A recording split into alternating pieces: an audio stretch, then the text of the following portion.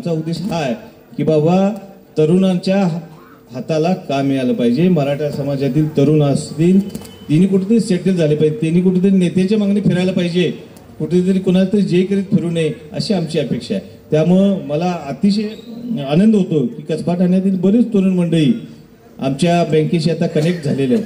मला वाटतं ह्या गावामध्ये एकही केडीसी बँकेची शाखा सोडली तर कुठली पतसंस्था वगैरे काय नाही.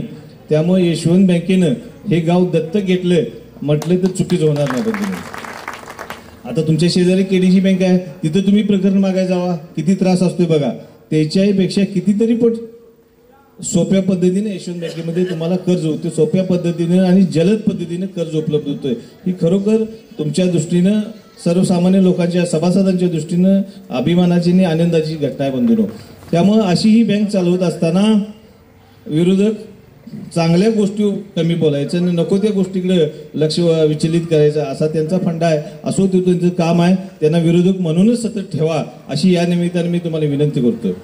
बंधूंनो, आता निवास पाटील सरांच्या बाबतीत म्हणायचं झालं तर त्यांचे वडील मागच्या वेळी आमच्याच पॅनलमधून उभे होते आणि दुर्दैवानं जी 2 माणसं आमची पराभूत झाली त्यामध्ये निवास पाटील सरांचे एक वडील होते. आता परत काहीतरी अशा अचानक घटना शेवटच्या दिवशी घडल्या की निवास पाटील सरांना परत एकदा संधी मिळालेली आहे.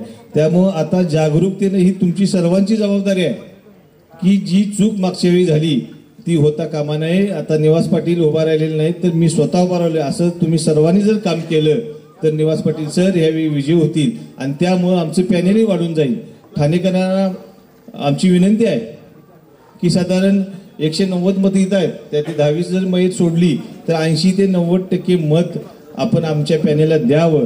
आणि तुमच्या गावचंच नाही तर ह्या पंचक्रोशीत विरोधकांची एकही सीट नाही, आमच्या 3 सीट आहेत. ही सुद्धा तुमच्या दृष्टीनं अभिमानाची घटना आहे. त्यामुळे तुम्ही हा परिसर पिंजून काढून जास्तीत जास्त मतं आमच्या पॅनेलला कशी होतील याची नजीकच्या येत्या 24 तारखेला काळजी घ्यावी एवढीच या निमित्ताने विनंती करतो. परत एकदा आपण सर्व आमच्या विश्वास ठेवून या सभेला हजर राहिलात याबद्दल सर्वांचे आभार मानतो आणि थांबतो. जय हिंद, जय महाराष्ट्र.